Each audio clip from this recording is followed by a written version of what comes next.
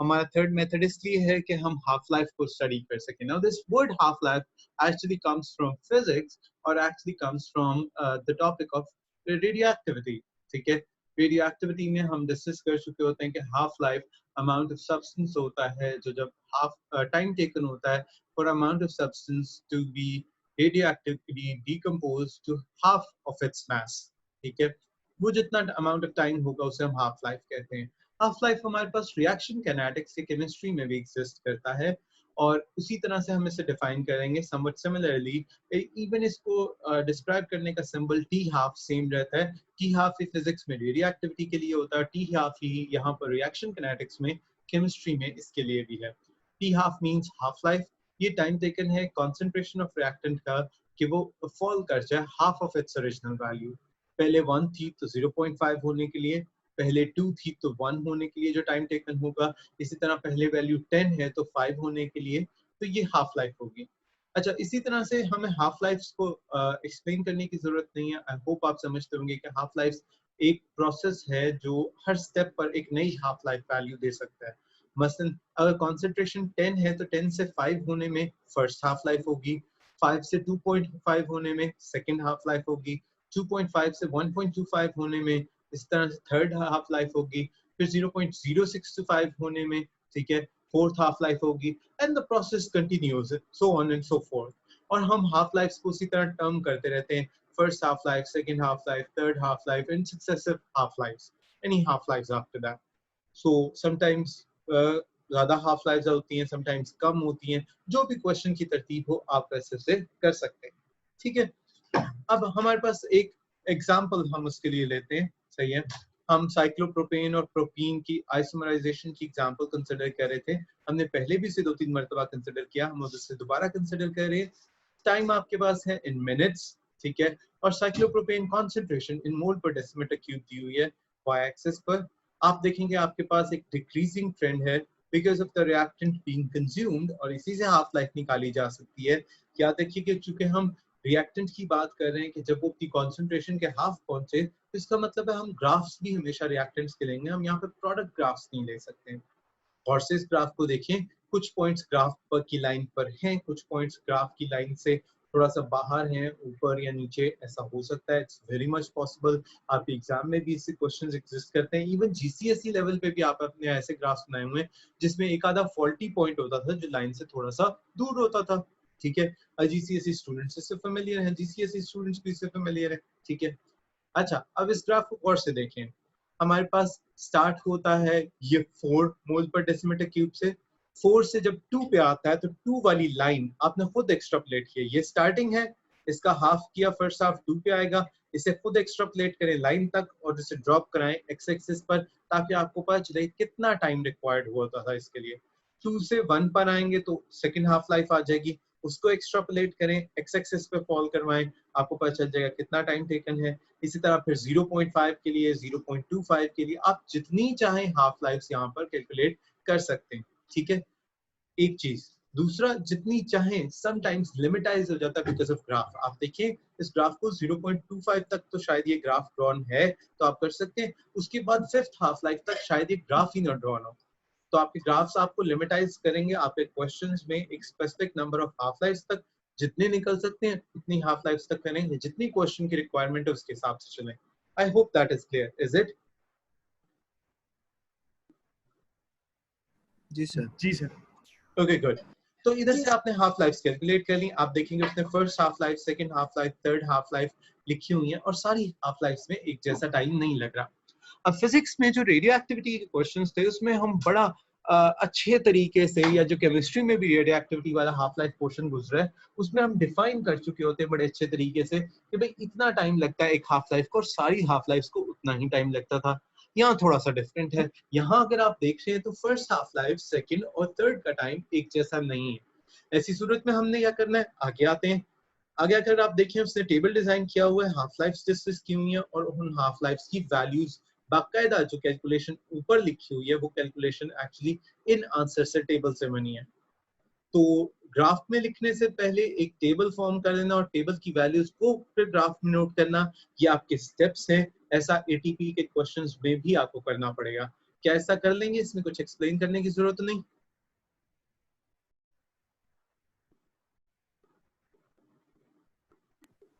जी sir. Table बना लेने हैं, girls and boys both table बनाना आसान है, टेबल बना लेंगे और टेबल जी की वैल्यूज फिर ग्राफ में भी कोड करना इजी है। I don't think it needs explanation because it's simple subtraction. जी चलें, सर। ठीक है, ओके ओके, कंटिन्यूइंग। फिर हमारे पास देखें, आप देखते हैं सक्सेसिव हाफ लाइफ वैल्यूज, ये फेयरली क्लोज हैं एक दूसरे के। पहली 17 है, फिर 17.3 है, फिर 16.7 है। अगर आप इनकी एवरेज निकालेंगे तो आपको अंदाजा होगा कि एवरेज 17 ही आती है, जो हमारे पास फर्स्ट हाफ लाइफ थी उतनी आती है। इसका मतलब है कि आपका काम एटलीस्ट प्रिसाइज जरूर है। हाफ लाइफ में आपका वर्क जो होना चाहिए वो प्रिसीजन के साथ होना चाहिए। वैल्यूज इतनी ही ऊपर नीचे हों कि अगर आप मीन निकालें तो उन्हीं वैल्यूज के दरमियान आ जाता हो। अगर एक 17 है, एक 17.3 है और उसके बाद एक 21 आ जाती तो इसका मतलब है 21 वाली वैल्यू में कहीं ना कहीं कोई ना कोई एरर है। ठीक है, ये ग्राफ ठीक नहीं ड्रॉ हुआ हो, इस पर आप एहतियात करेंगे, स्पेसिफिकली पेपर 5। ठीक, हम ये बता सकते हैं कि ये रिएक्शन फर्स्ट ऑर्डर है क्योंकि सक्सेसिव हाफ लाइफ मोर और लेस कांस्टेंट है। जब सक्सेसिव हाफ लाइफ मोर और लेस कांस्टेंट थी तो फर्स्ट ऑर्डर रिएक्शन जो होता है वो उसी तरह का होता है कि हाफ लाइफ इंडिपेंडेंट होती है ओरिजिनल कॉन्सेंट्रेशन ऑफ रिएक्टेंट के। ठीक, ये उसने एक आपको पेट रूल बता दिया, ये रूल आप याद रखेंगे। In a first order reaction like this, the half-life is independent of original concentration of reactant. This means whatever the starting concentration of cyclopropane is, उसकी half-life 17 minutes पर ही जाएगी। ठीक है, which explains the physics and the radioactive activity parts of chemistry कि हमारे पास half life की जो consistency थी, एक ही वैल्यू थी, वो अमूमन ऐसे क्वेश्चंस के लिए थी जिसमें आपके पास फर्स्ट ऑर्डर डिसइंटीग्रेशन या रेडियो एक्टिविटी होती है। इवन ऑर्डर्स वहां पर भी एग्जिस्ट करते, बिल्कुल इसी तरह से जैसे यहाँ पर करते हैं। which means कि हम जीरो फर्स्ट और सेकेंड ऑर्डर रिएक्शंस को सक्सेसिव हाफ लाइफ की बेस पर सेपरेट कर सकते हैं और इसको आइडेंटिफाई कर सकते हैं। आइडेंटिफाई कैसे करना है उसके लिए कुछ रूल्स, अभी तो सिर्फ फर्स्ट ऑर्डर को बता दिए एग्जांपल को एक्सप्लेन करने के लिए। अब हम इन तीनों को देखेंगे और उसके हिसाब से एक्सप्लेन करेंगे। जीरो ऑर्डर का देखिए, उसकी लाइन सबसे स्ट्रेट लाइन है, इसमें कोई कर्व नहीं है। टी हाफ वन और टी हाफ टू देखिए, अगर आप देखेंगे तो अप्रोक्सीमेटली टी हाफ वन है जो है, टी हाफ टू इसका हाफ आपको नजर आएगा। ये हम नीचे चल के बताने भी वाले हैं। अभी मैं सिर्फ डायग्राम से एक चीज एक्सप्लेन करने की कोशिश कर रहा हूँ and hopefully it's quite clear for the diagram और from the graph itself.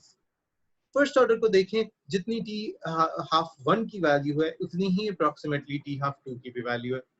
Second order को देखें, सेकेंड ऑर्डर में देखेंगे आप कि टी हाफ वन की वैल्यू कम होती है, टी हाफ टू की value almost T half one से डबल होती है, ऑलमोस्ट। ठीक है, ये एक बहुत अच्छा कंपैरिजन है।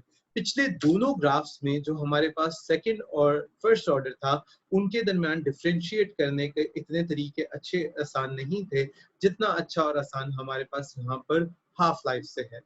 फर्स्ट का तो ग्राफिक है बहुत डिफरेंट था, वो फिर भी इजी था, लेकिन सेकंड और थर्ड में से ग्राफ्स में से सेकंड ग्राफ और थर्ड ग्राफ जो है उसमें से ये जो सक्सेसिव हाफ लाइफ वाला ग्राफ है ये हम ज्यादा प्रेफर करते हैं स्पेसिफिकली डिफरेंशिएट या बाइफरकेट करने के लिए between a first order reaction and a second order reaction. अब इन ग्राफ्स को थोड़ा सा अंडरस्टैंड कर लेते हैं with a few pointers. Zero order reaction जो होता है उसकी सक्सेसिव हाफ लाइफ डिक्रीज करती है टाइम के साथ।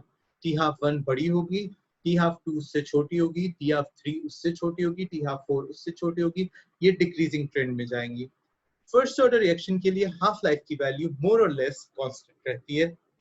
सेकेंड ऑर्डर रिएक्शंस में सक्सेसिव हाफ लाइफ जो होती है वो इंक्रीज करती है टाइम के साथ, और ये अप्लाई सिर्फ सेकेंड ऑर्डर पे नहीं बल्कि हायर ऑर्डर्स पे भी होता है।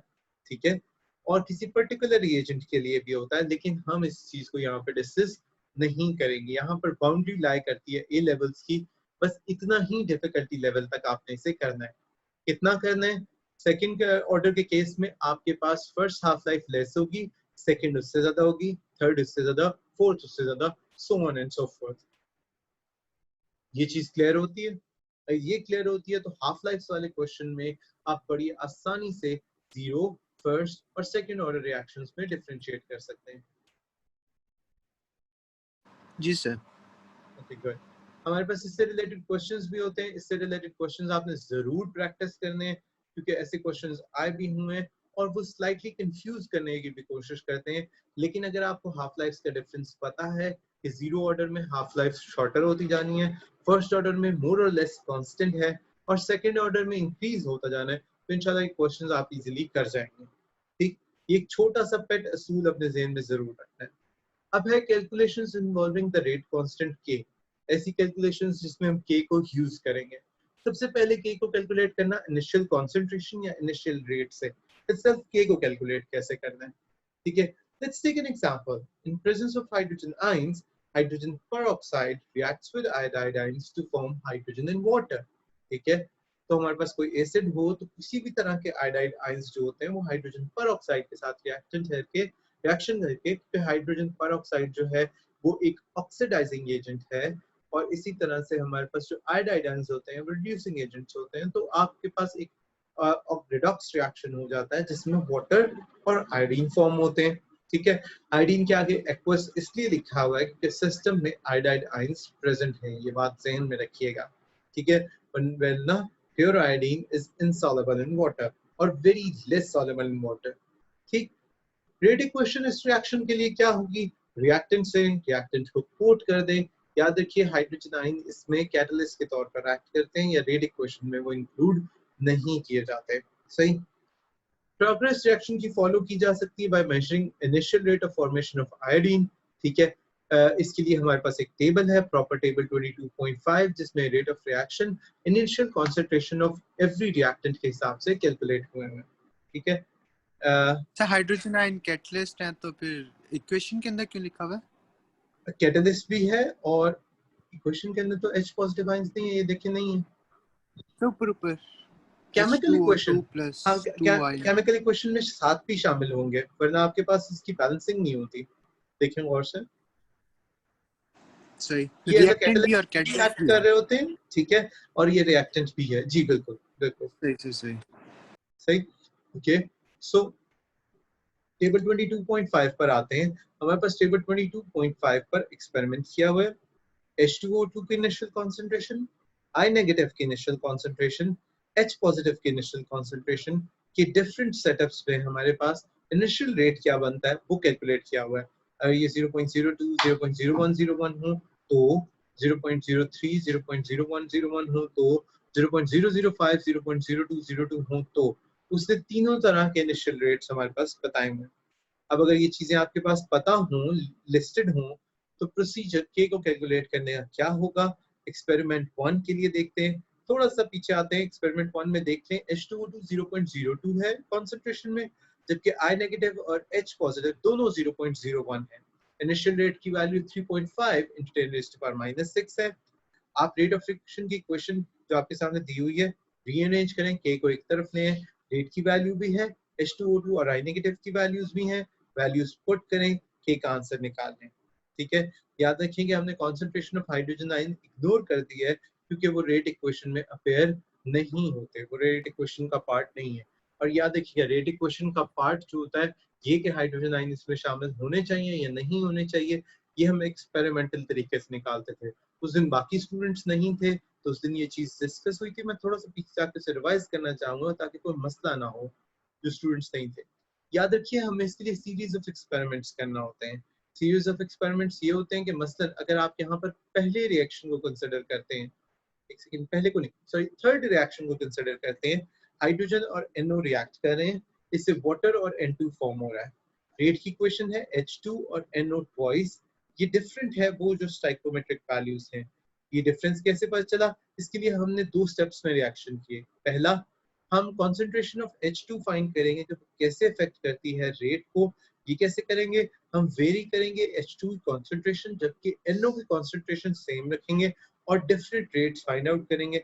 हमें इससे अंदाजा होता है कि रेट प्रोपोर्शनल होता है H2 की सिंपल वैल्यू के when it's raised to power 1। इसी तरह हमारे पास दूसरा सेट ऑफ एक्सपेरिमेंट्स क्या होगा कि हम कॉन्सेंट्रेशन ऑफ NO जो है उसको चेक करेंगे वो कैसे रेट को अफेक्ट करता है, जबकि NO कॉन्सेंट्रेशन वेरी करे और H2 को हमने कॉन्सेंट्रेशन को सेम या कांस्टेंट रखा हो। उससे हमें पता चलता है NO जो है वो सेकंड ऑर्डर बनता है या प्रोपोर्शनल है स्क्वायर ऑफ कॉन्सेंट्रेशन के, तो ये यहाँ पर के हो गया। जब इसको रेट इक्वेशन को और इस रेट इक्वेशन को कंबाइन करते हैं तो उससे ये मेजर रेट इक्वेशन बनती है, जिसमें के जो है वो H2 raise to the power 1 है, जबकि NO raise to the power 2 है। ये हमने पहले रिएक्शंस एक्सपेरिमेंट्स किए हुए हैं, उन्हीं से मिलता जुलता एक्सपेरिमेंट हमारे पास यहाँ पर कोट हो रहा है। उनसे हमें अंदाजा होगा कि ऑल्दो इक्वेशन के अंदर तो बेशक H शामिल है, लेकिन रेट इक्वेशन के अंदर H इंक्लूड नहीं होता। क्यों? क्योंकि H की कॉन्सेंट्रेशन से रेट के ऊपर कोई फर्क नहीं पड़ता।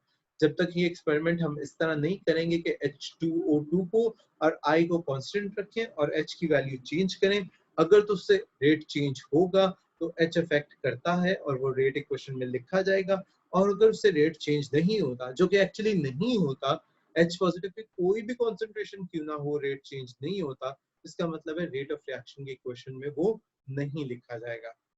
ठीक, तो इस तरह से ये क्वेश्चन निकलती है। आई होप अब ये सबको क्लियर हो चुकी हो।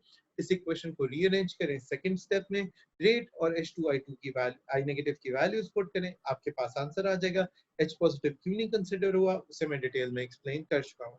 याद रखिए कि क्या एक आंसर क्वेश्चन था तरतीब से ही आ रहे होते हैं। जी सर पूछे, जी बेटा पूछें।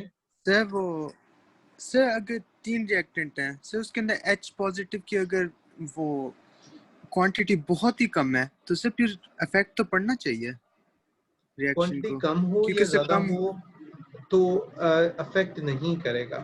जब हम किसी चीज को रेट इक्वेशन में नहीं डालते, उसकी क्वांटिटी या कंसंट्रेशन कम या ज्यादा होने से कोई फर्क नहीं पड़ रहा होता, तो फिर इसलिए अगर नहीं बहुत डालते। कम होगी तो प्रोडक्ट तो फिर से बनेगा मुश्किल से।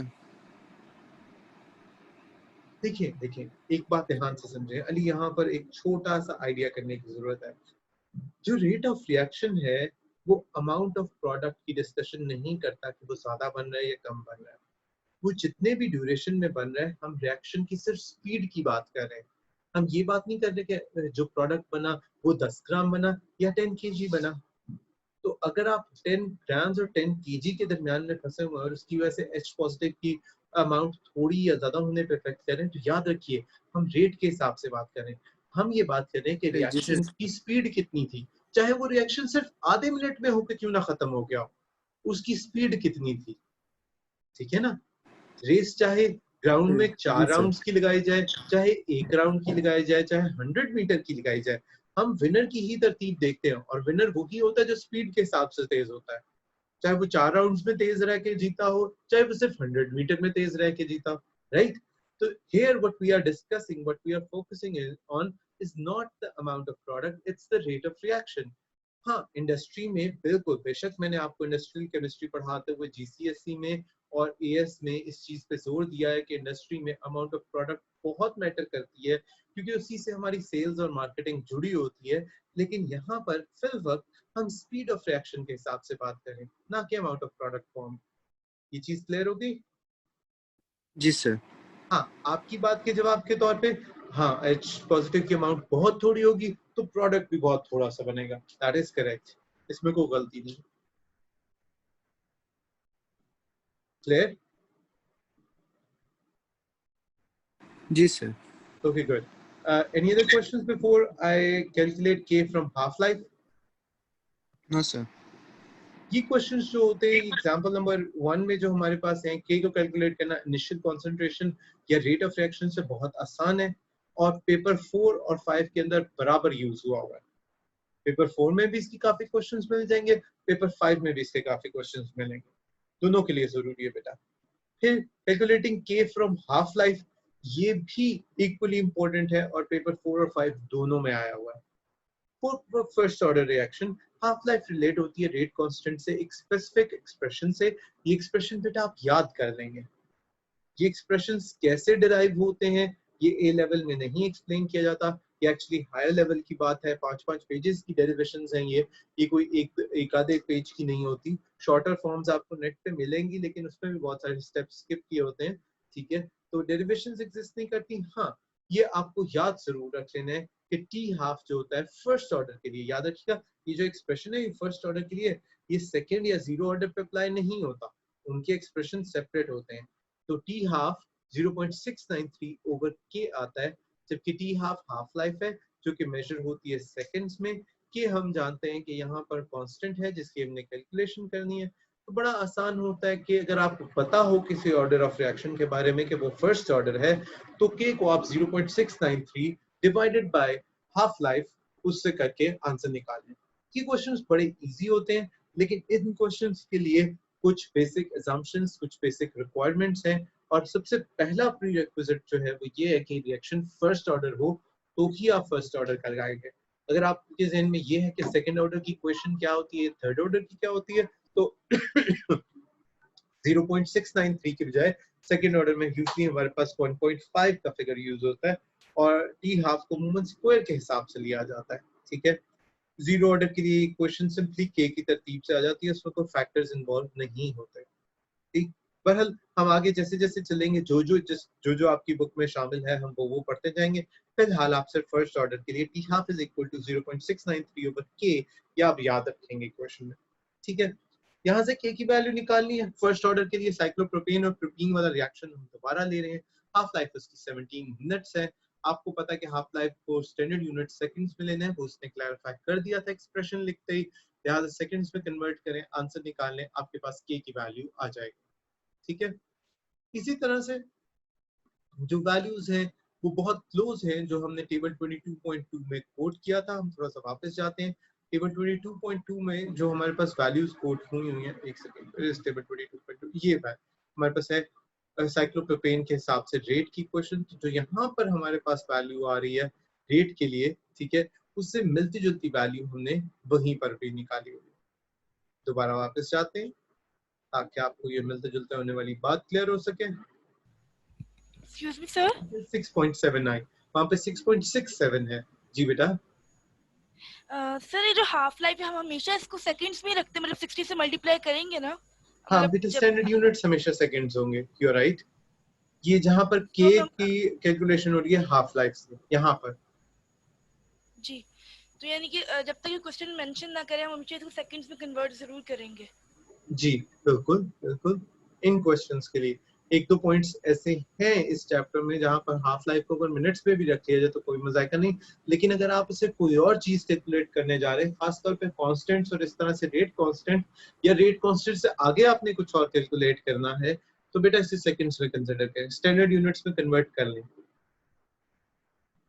ठीक है, अब ऐसा ठीक क्यों सर। है, इसके लिए एक टिप दे देता हूँ ताकि आपको पता चल जाए कि इस क्वेश्चन में करना है और किस क्वेश्चन में नहीं करना।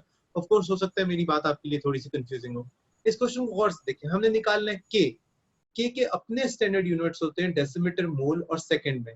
चूंकि के यूनिट सेकंड में है तो हाफ लाइफ का सेकंड में होना जरूरी है। ऐसा नहीं हो सकता कि हाफ लाइफ तो मिनट में लिखा हुआ है और के सेकंड में निकला है ऑटोमेटिकली बगैर 60 को यूज किए, ऐसा नहीं हो सकता।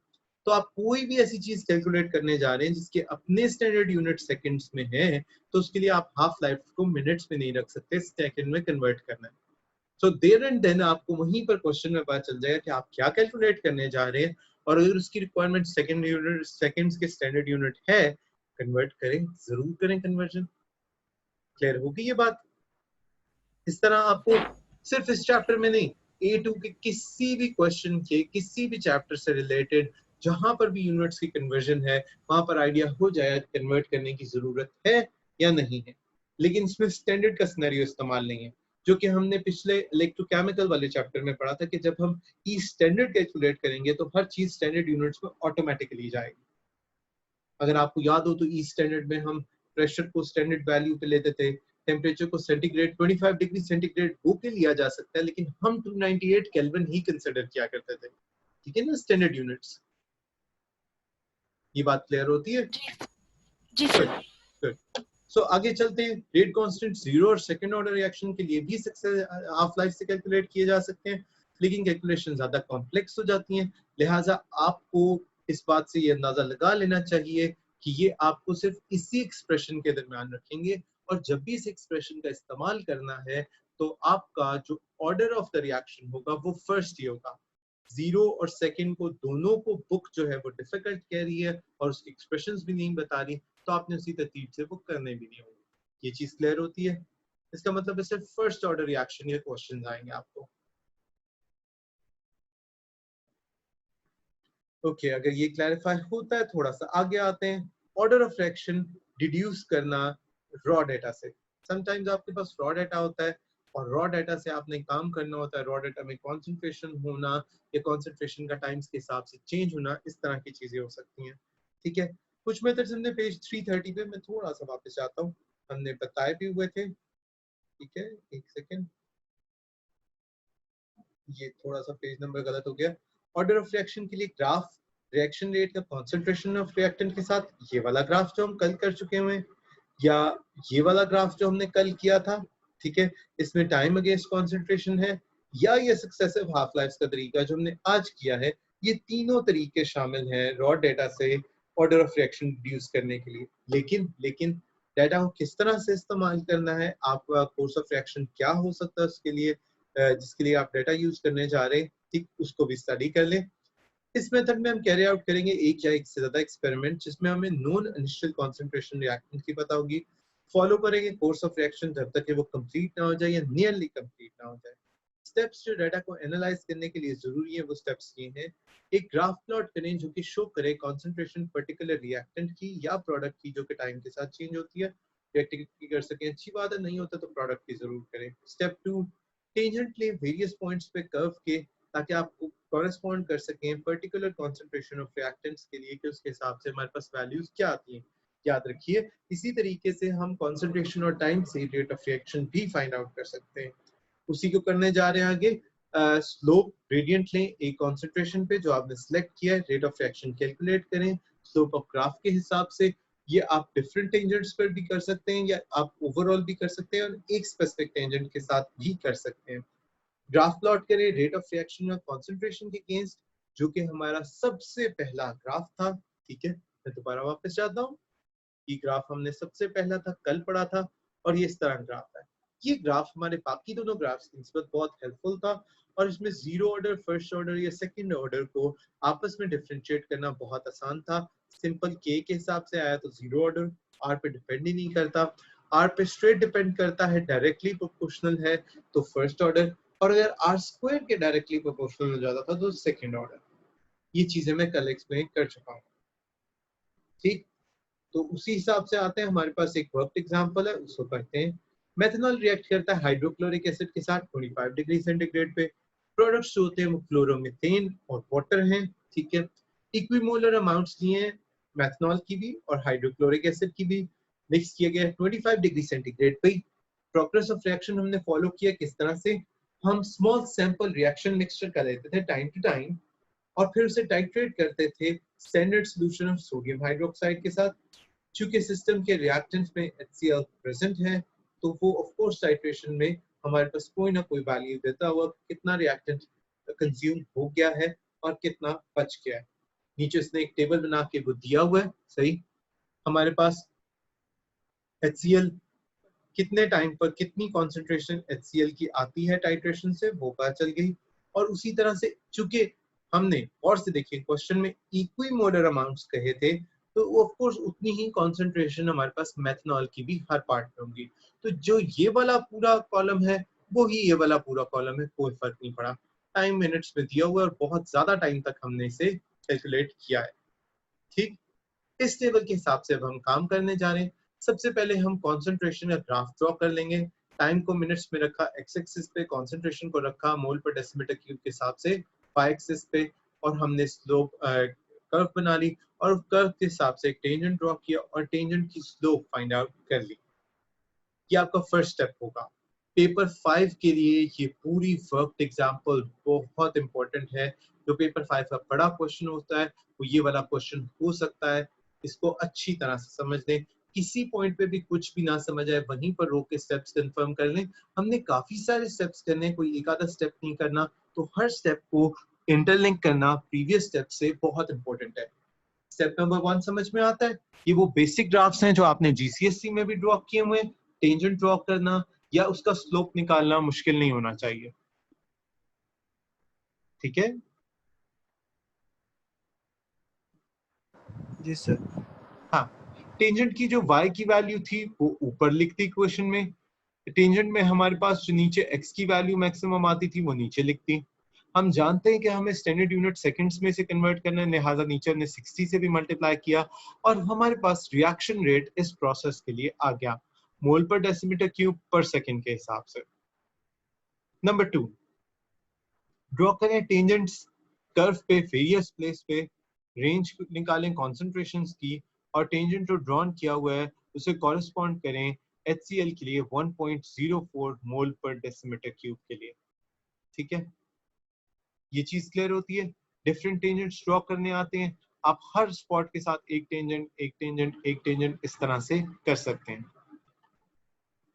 डिफरेंट टेंजेंट्स हमने इससे पहले भी ड्रॉ किए हुए हैं, मैं आपको दिखा देता हूं ताकि ये चीज क्लैरिफाई हो जाए थोड़ी सी। इससे पहले हम परसों वाले काम में ही कर चुके हैं। रेट निकालने के लिए डिफरेंट पॉइंट्स पर हमने डिफरेंट जगहों पे एक टेंजेंट ड्रॉ किया, दूसरा किया, तीसरा किया, हमने मुख्तलिफ लाइंस के पार्ट्स पे मुख्तलिफ टेंजेंट्स ड्रॉ करके अलग-अलग रेट की वैल्यूज निकाली। ये काम हमने पहले किया हुआ है, इसी को रिपीट करने की बात हो रही है। होपफुली ये भी समझ आता हो, अगर नहीं समझ आता तो क्वेश्चन कर ले। ऑलराइट, अगर क्लियर होता है स्टेप नंबर 3 पे आते हैं। हर टेंजेंट जो ड्रॉ किया हुआ है उसके लिए ग्रेडियंट कैलकुलेट करें और रेट ऑफ फ्रैक्शन भी कैलकुलेट करें। मैं पिछले डायग्राम में बता चुका हूं। फिगर 22.13 के हिसाब से जो रेट HCl का 1.04 मोल पर डेसीमीटर क्यूब आता है, ठीक है, कॉन्सेंट्रेशन इतनी आती है, उसके लिए रेट हमारे पास बनता है 1.23 × 10⁻⁻⁵। फिगर 22.13 में ये देखें हमारे पास उसी तरह की तरतीब है, ये 1.04 के लिए उसने ये वैल्यू दी है। ठीक है, एट 600 मिनट्स।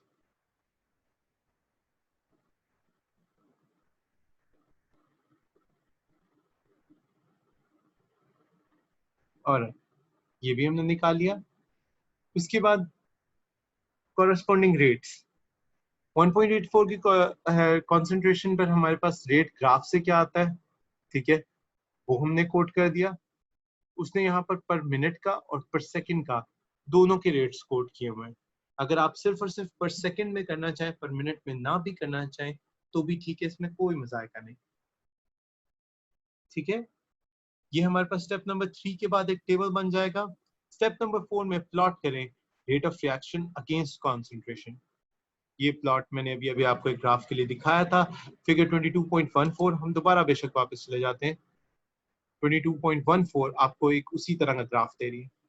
क्या अंदाजा हो रहा है? एक सेकंड, पूछते हैं, किससे पूछें? पता नहीं लास्ट डेज में कौन से स्टूडेंट प्रेजेंट थे, चले अली से पूछ लेते हैं। अली आई एम श्योर उस दिन प्रेजेंट था। अली, 22.14 फिगर को देखकर आपको कौन से ऑर्डर ऑफ रिएक्शन का अंदाजा होता है इससे?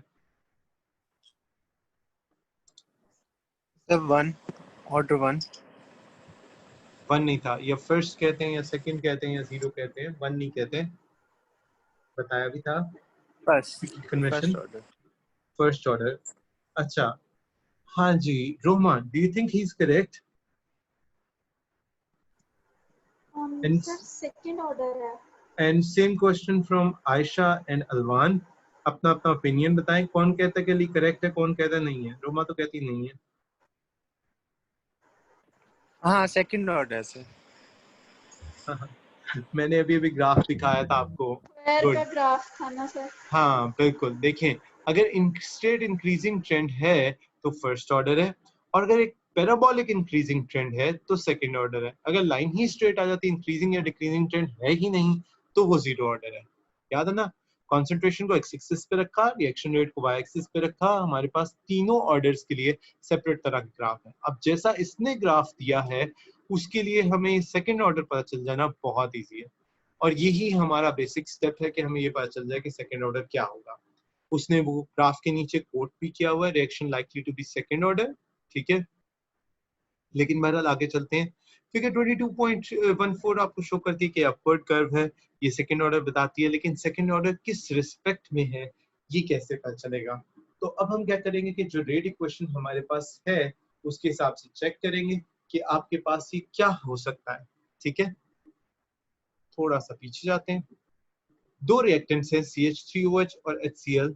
रेट इक्वेशन के हिसाब से मैं ये फाइंड आउट करना होगा कि कौन सा हो सकता है। या तो रेट इक्वेशन ये भी हो सकती है कि एक CH3OH और एक HCl हो तो सेकंड ऑर्डर बनता हो। रेट कंप्लीटली CH3OH पे भी डिपेंड कर सकता है 2 के हिसाब से, ये भी सेकंड ऑर्डर का आंसर हो सकता है। और रेट कंप्लीटली HCl पे भी डिपेंड कर सकता है स्क्वायर की पावर में, ये भी सेकंड ऑर्डर का आंसर हो सकता है। अब हमें क्या करना पड़ेगा चेक करने के लिए कि इसमें से तीनों में से कौन सी रेट इक्वेशन ठीक है? एक्सपेरिमेंट करेंगे। कौन से एक्सपेरिमेंट करेंगे? मैंने अभी भी वो एक्सपेरिमेंट्स बताए हैं, मैं बस आपसे चाहता हूँ कोई स्टूडेंट इसे रिवाइज करें। एक की कंसंट्रेशन कांस्टेंट रखेंगे और दूसरे को चेंज करेंगे, फिर देखेंगे ये कि पहला इफेक्ट पड़ता एक्सपेरिमेंट है हो कि गया। दूसरा एक्सपेरिमेंट क्या नहीं। होगा? सर फिर दूसरे की मतलब कि चेंज करेंगे और पहले की कांस्टेंट रखेंगे, फिर ठीक है, कंपेयर करेंगे वैसे तो कि उल्टा बोल गए लेकिन ठीक है। किससे रेट पहले को कांस्टेंट रखना है और दूसरे को चेंज करना है, तो दूसरी मर्तबा में दूसरे को कांस्टेंट रखना है और पहले को चेंज करना है। Correct, that is correct. और आखिरी स्टेप क्या होगा? फिर कंपेयर करना है कि किससे फर्क पड़ा है और कितना वेरी गुड। रेट ऑफ देखिए, रिएक्शन का। अब ध्यान से समझ लें, इन्होंने एक्सप्लेन कर दिया ज्यादा तरीके से मैंने, लेकिन मैं इन एग्जैक्ट रिएक्टेंट्स के हिसाब से बता देता हूँ। अगर किसी स्टूडेंट को नहीं समझ में आया, ध्यान से सुने। पहला एक्सपेरिमेंट ये हुआ कि हम CH3OH को कांस्टेंट कर दें और HCl की कॉन्सेंट्रेशन थोड़ी थोड़ी चेंज करें और चेक करें कि क्या रेट चेंज होता है। अगर होता है तो इसका मतलब है HCl के ऊपर रेट डिपेंडेंट है। दूसरा एक्सपेरिमेंट ये हुआ कि HCl को कांस्टेंट कर देंगे और मेथनॉल की कॉन्सेंट्रेशन चेंज करेंगे और चेक करेंगे क्या रेट चेंज होता है। अगर रेट चेंज होता है तो ये मेथनॉल पे भी डिपेंडेंट है। अगर ये मेथनॉल और HCl दोनों पे डिपेंडेंट है तो ये वाली इक्वेशन ठीक है। अगर आपके पास सिर्फ पहला एक्सपेरिमेंट ठीक आता, दूसरे एक्सपेरिमेंट में कोई चेंज नहीं आता, तो सेकंड रेट इक्वेशन ठीक है। और अगर आपके पास सिर्फ सेकंड जनरल एक्सपेरिमेंट में चेंज आता और फर्स्ट में कोई चेंज नहीं आता, तो तीसरी इक्वेशन ठीक है। यानी जिस चीज की आप कंसंट्रेशन वेरी कर रहे हैं, अगर उससे रेट वेरी हो तो अकेली वही वाली इक्वेशन ठीक होगी। मेथनॉल वेरी करता है, HCl वेरी नहीं करता, चेंज नहीं करता रेट को, तो सिर्फ मेथनॉल वाली रेट इक्वेशन होगी। अगर HCl रेट को वेरी करता है खुद वेरी होने से और मेथनॉल नहीं करता, तो सिर्फ HCl वाली इक्वेशन में होगी। और अगर दोनों एक्सपेरिमेंट ठीक हो जाते हैं, यानी HCl के वेरी करने से भी वेरी होता है और मेथनॉल के वेरी करने से भी वेरी होता है, तो इसका मतलब ये है कि आपके पास दोनों डिपेंड कर रहे हैं और पहले वाली रेट इक्वेशन ठीक है। ये बात सबको समझ में आती है?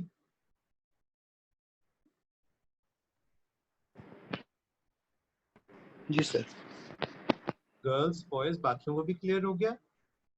ये क्लियर होना जरूरी है clear। क्योंकि बहुत इंपॉर्टेंट है। ये चैप्टर पेपर 4 और 5 दोनों में आ सकता है। लिखते हुए आप इसे कैसे बताएंगे? पहली रेट इक्वेशन के लिए rate is dependent both upon methanol and HCl।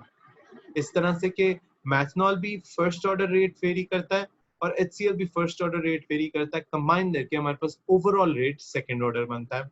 अगर सेकंड रेट इक्वेशन करेक्ट हो गई तो हमारे पास सेकंड ऑर्डर है, लेकिन रेट सिर्फ और सिर्फ मैथनॉल पे डिपेंड करता है। अगर थर्ड वाली इक्वेशन करेक्ट हो जाए तो इसका मतलब है कि रिएक्शन का रेट तो सेकंड ऑर्डर ही बनता है ऑर्डर, लेकिन रेट जो है वो सिर्फ और सिर्फ डिपेंड कर रहा है HCl पर। ठीक, इस तरह से आप इसे राइटिंग में ला सकते हैं। ठीक है, यहाँ पर हमारे पास ये वाला प्रोसेस पूरा हो जाता है। इनिशियल रेट को कैसे यूज करना है ये मैं कल सिखाऊंगा। किनेटिक्स कैसे करने हैं ये भी कल करेंगे। मेरा ख्याल है